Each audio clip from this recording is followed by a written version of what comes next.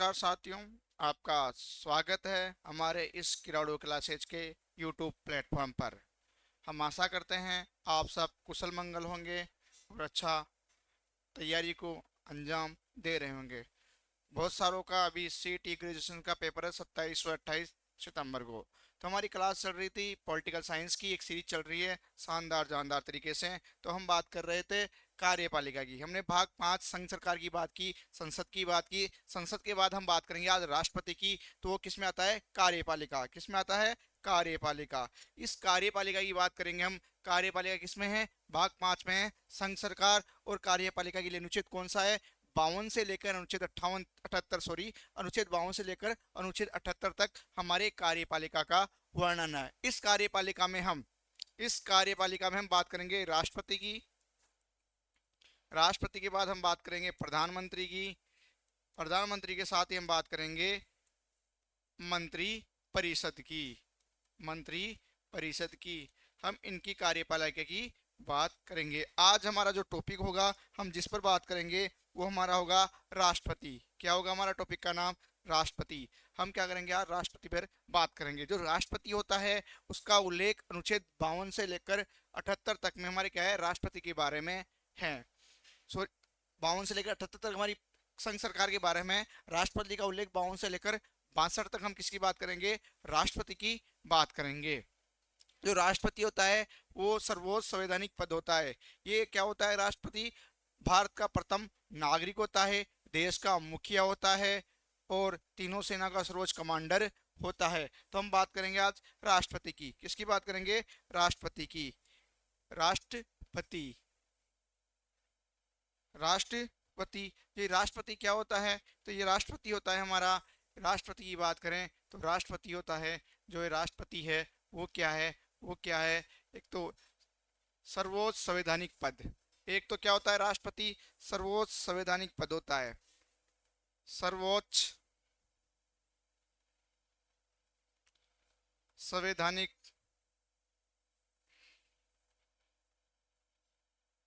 पद राष्ट्रपति का होता है।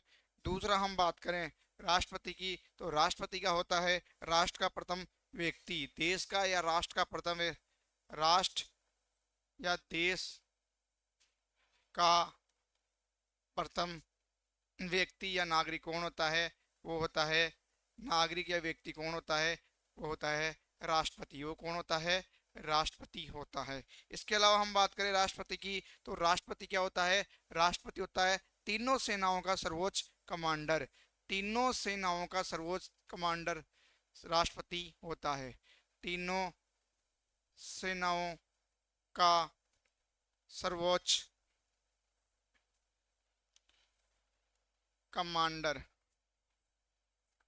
कौन होता है? राष्ट्रपति होता है। इसके अलावा बात करें राष्ट्रपति क्या होता है, इसके अलावा हम बात करें तो राष्ट्रपति होता है कार्यपालिका का औपचारिक प्रमुख। कार्यपालिका का औपचारिक प्रमुख। कार्यपालिका का औपचारिक प्रमुख कौन होता है? कार्यपालिका का औपचारिक प्रमुख राष्ट्रपति होता है। कौन होता है? कार्यपालिका का औपचारिक प्रमुख राष्ट्रपति होता है। कौन होता है? राष्ट्रपति होता है कार्यपालिका का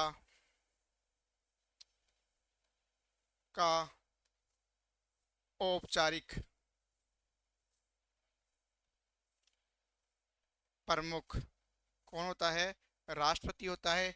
देश का मुखिया कौन होता है? देश के मुखिया की बात करें तो देश का मुखिया होता है राष्ट्रपति। देश का मुखिया कौन होता है? राष्ट्रपति। देश का मुखिया राष्ट्रपति होता है। देश का मुखिया कौन होता है? राष्ट्रपति होता है। जो राष्ट्रपति देश का मुखिया होता है ये होता है एकता व अखंडता का प्रतीक। एकता व अखंडता का प्रतीक होता है।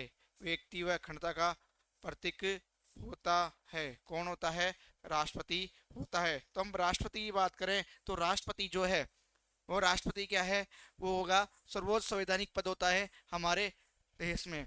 सर्वोच्च संवैधानिक पद किसका होता है? राष्ट्रपति को होता है। और राष्ट्रपति हमारा देश का प्रथम नागरिक होता है। जो राष्ट्रपति होता है तीनों सेनाओं का सर्वोच्च कमांडर होता है। और राष्ट्रपति कार्यपालिका का औपचारिक प्रमुख होता है।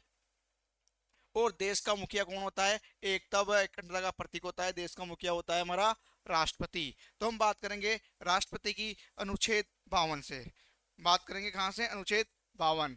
तो राष्ट्रपति का अनुच्छेदों की बात करें तो राष्ट्रपति के अनुच्छेद हैं तो वो है अनुच्छेद 52 से लेकर 62 तक अनुच्छेद।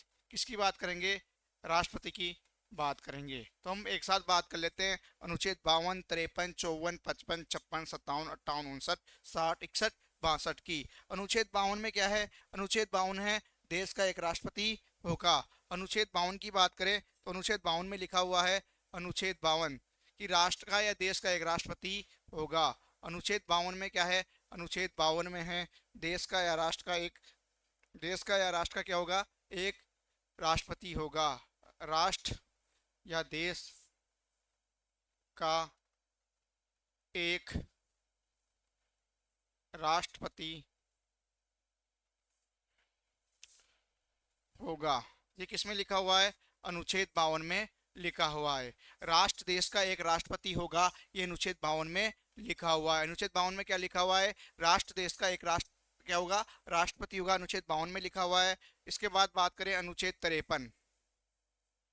अनुच्छेद 53, तो अनुच्छेद 53 में लिखा हुआ है, अनुच्छेद 53 में लिखा हुआ है संघ की कार्यपालिका शक्ति राष्ट्र पर निहित होगी। संघ की कार्यपालिका शक्ति, संघ की कार्यपालिका शक्ति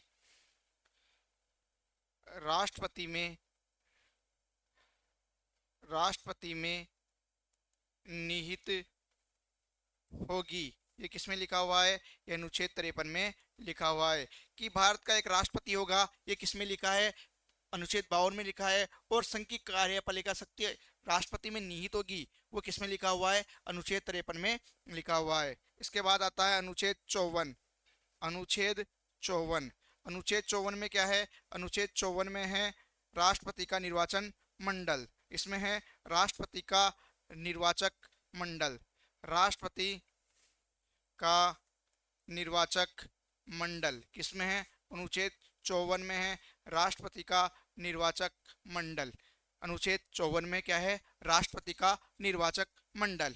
इसके बाद आता है अनुच्छेद 55। अनुच्छेद 55, अनुच्छेद 55, अनुच्छेद 55 में क्या है? अनुच्छेद 55 में है राष्ट्रपति की निर्वाचन पद्धति। राष्ट्रपति की निर्वाचन पद्धति, राष्ट्रपति की निर्वाचन पद्धति। अनुच्छेद 55 में है राष्ट्रपति की निर्वाचन पद्धति किसमें बताई गई है? अनुच्छेद 55 में बताई गई है। इसके बाद बात करें अनुच्छेद 56। कौन सा अनुच्छेद? अनुच्छेद 56। अनुच्छेद 56 में है राष्ट्रपति का कार्यकाल। राष्ट्रपति का कार्यकाल कौन से अनुच्छेद में है? राष्ट्रपति का कार्यकाल अनुच्छेद 56 में है। राष्ट्रपति का कार्यकाल, राष्ट्रपति का कार्यकाल अनुच्छेद 56 में है। इसको बोल सकते हैं पदावधि। राष्ट्रपति की पदावधि या राष्ट्रपति का कार्यकाल अनुच्छेद 56 में है। इसके बाद आता है अनुच्छेद 57। अनुच्छेद 57, अनुच्छेद 55 में राष्ट्रपति की निर्वाचन पद्धति है। अनुच्छेद 56 में राष्ट्रपति का कार्यकाल या राष्ट्रपति का पदावधि है। अनुच्छेद 57 में राष्ट्रपति का पुनः निर्वाचन। अनुच्छेद 57 में क्या है? राष्ट्रपति का पुनः निर्वाचन। राष्ट्रपति का पुनः निर्वाचन क्या है? पुनः निर्वाचन किसमें है? अनुच्छेद 57 में है। राष्ट्रपति का पुनः निर्वाचन हो सकता है, राष्ट्रपति का चुनाव कितनी भी बार लग सकता है। अनुच्छेद 57 में लिखा है कि राष्ट्रपति पुनः निर्वाचित हो सकता है। अनुच्छेद 58 में क्या है? अनुच्छेद 58 में है राष्ट्रपति के लिए योग्यताएं। अनुच्छेद 58 में क्या है? अनुच्छेद 58 में है राष्ट्रपति की योग्यताएं। राष्ट्रपति की योग्यताएं अनुच्छेद 58 में है। राष्ट्रपति की योग्यताएं अनुच्छेद 58 में बताई गई है। राष्ट्रपति की योग्यताओं का उल्लेख अनुच्छेद 58 में किया गया है। इसके बाद बात करें अनुच्छेद 59। अनुच्छेद 59, अनुच्छेद 59 में क्या है? अनुच्छेद 59 में है, अनुच्छेद 59 में क्या है? अनुच्छेद 59 में है राष्ट्रपति के लिए शर्तें। अनुच्छेद 59 में क्या है? राष्ट्रपति के लिए शर्तें। तो राष्ट्रपति की शर्तें, राष्ट्रपति की शर्तों का उल्लेख किसमें किया गया है? अनुच्छेद 59 में किया गया है। इसके बाद अनुच्छेद 60 आता है जिसमें क्या है? राष्ट्रपति की शपथ। राष्ट्रपति की शपथ किसमें बताई गई है? अनुच्छेद 60 में बताई गई है। अनुच्छेद 59 में क्या है? अनुच्छेद 59 में राष्ट्रपति की शर्तें हैं। अनुच्छेद 60 में क्या है? राष्ट्रपति की शपथ। राष्ट्रपति की शपथ, राष्ट्रपति की शपथ अनुच्छेद 59 में है। इसके बाद अनुच्छेद 61 की बात करें, अनुच्छेद 61 में है महाअभियोग की प्रक्रिया, अर्थात अगर महाअभियोग एक अर्धन्यायिक प्रक्रिया है जिसके तहत राष्ट्रपति को हटाया जाता है, तो इसमें है, इसमें क्या है? इसमें है महाअभियोग प्रक्रिया। राष्ट्रपति को हटाने के लिए महाअभियोग प्रक्रिया का उल्लेख इसमें किया गया है, प्रक्रिया का उल्लेख किया गया है अनुच्छेद 61 में। महाअभियोग की प्रक्रिया किसमें है? अनुच्छेद 61 में है। इसके अलावा एक अनुच्छेद 62 आता है, इसमें है अनुच्छेद 62, अनुच्छेद 62 इसमें है आकस्मिक रिक्तियां। राष्ट्रपति का पद खाली होने पर उसका 6 महीने में क्या कराना चाहिए? चुनाव करवाना चाहिए। आकस्मिक, आकस्मिक रिक्ति या आकस्मिक, आकस्मिक रिक्ति अर्थात राष्ट्रपति का जो पद खाली होता है उसके 6 महीने के अंदर क्या करवाना चाहिए? चुनाव करवाना चाहिए। तो अनुच्छेद 52 क्या है? कि भारत का एक राष्ट्रपति होगा। अनुच्छेद 52 में क्या लिखा हुआ है? भारत का एक राष्ट्रपति होगा। अनुच्छेद 52 में क्या लिखा हुआ है? अनुच्छेद 52 में लिखा हुआ है कि देश का या भारत का एक राष्ट्रपति होगा। अनुच्छेद 52। अनुच्छेद 53 में क्या है? अनुच्छेद 53 में है कि जो संघ की कार्यपालिका शक्ति है वो किसके निहित होगी? राष्ट्रपति में होगी। जितने भी कार्य होते हैं वो राष्ट्रपति के हस्ताक्षर होते हैं अनुच्छेद 53 के तहत। की कार्यपालिका शक्ति किसमें निहित होगी? राष्ट्रपति में नियुक्त होगी। अनुच्छेद 54 में क्या है? अनुच्छेद 54 में राष्ट्रपति का जो निर्वाचन होता है उसके मंडल की बात की गई है कि कौन कौन से सदस्य इसके चुनाव में शामिल हो सकते हैं और कौन कौन से सदस्य राष्ट्रपति के चुनाव में भाग ले सकते हैं, वो अनुच्छेद 54 में बताया गया है। अनुच्छेद 54 में राष्ट्रपति का निर्वाचन मंडल बताया गया है, निर्वाचक मंडल बताया गया है। अनुच्छेद 55 में निर्वाचन की पद्धति बताई गई है कि राष्ट्रपति का चुनाव किस पद्धति के माध्यम से किया जाएगा। तो राष्ट्रपति का जो चुनाव किया जाता है वो किया जाता है आनुपातिक प्रतिनिधित्व प्रणाली, एकल मत संक्रमण प्रणाली के द्वारा क्या किया जाता है? राष्ट्रपति का चुनाव किया जाता है। इसके बाद अनुच्छेद 56 की बात करें तो अनुच्छेद 56 में राष्ट्रपति का कार्यकाल है कि वो कार्यकाल कितना रहेगा? राष्ट्रपति का कार्यकाल होता है पद ग्रहण से लेकर 5 वर्ष तक।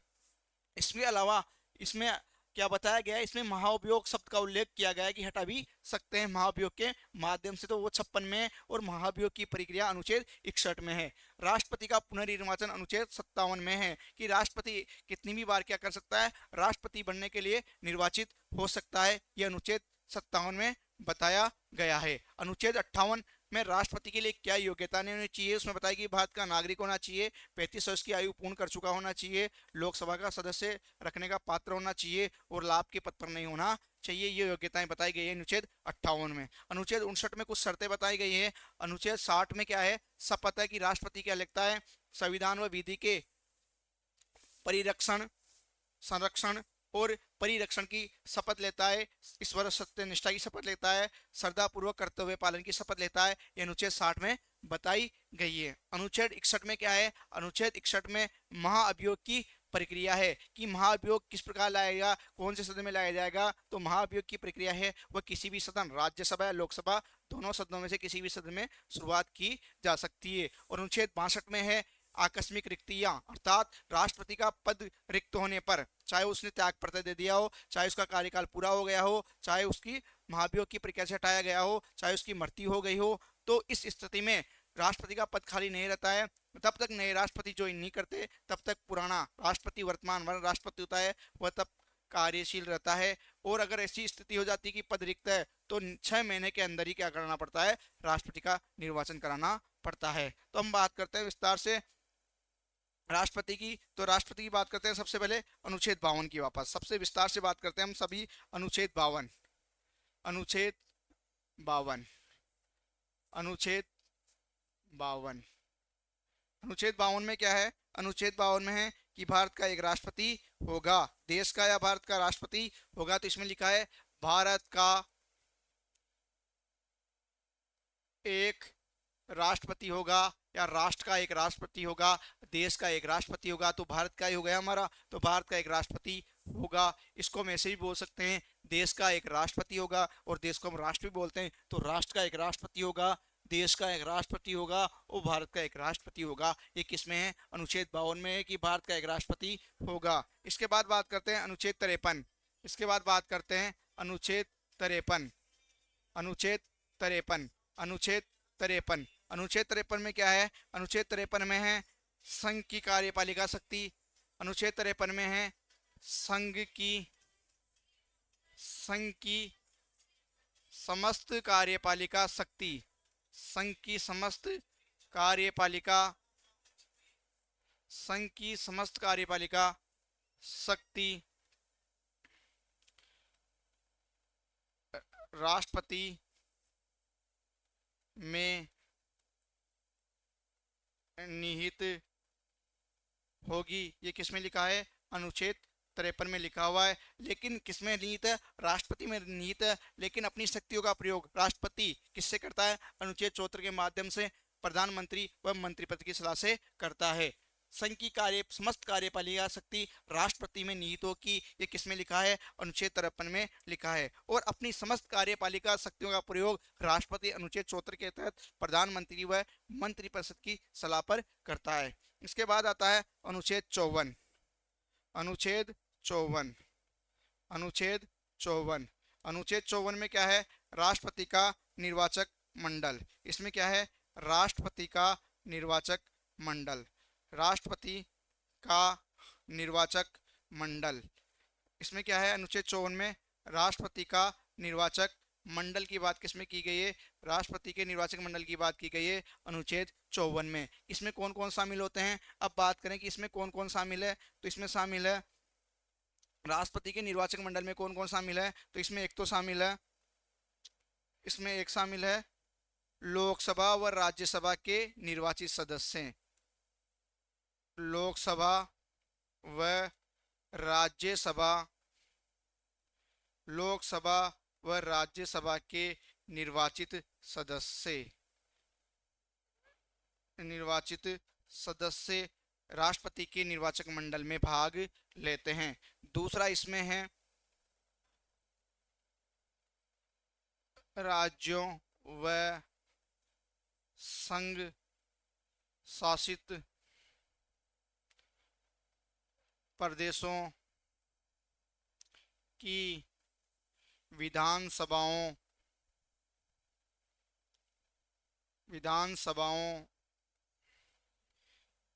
के निर्वाचित सदस्य।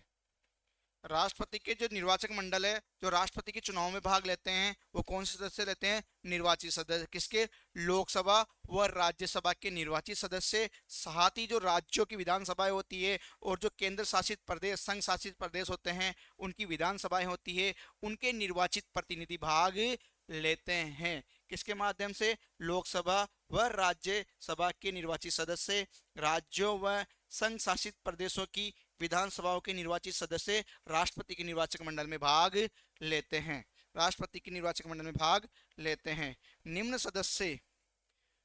सदस्य राष्ट्रपति के निर्वाचन में भाग नहीं लेते हैं। निम्न सदस्य राष्ट्रपति के निर्वाचन में भाग नहीं लेते हैं। कौन कौन से सदस्य हैं जो राष्ट्रपति के निर्वाचन में भाग नहीं लेते हैं? वो है लोकसभा व राज्यसभा के मनोनीत सदस्य। लोकसभा व राज्यसभा के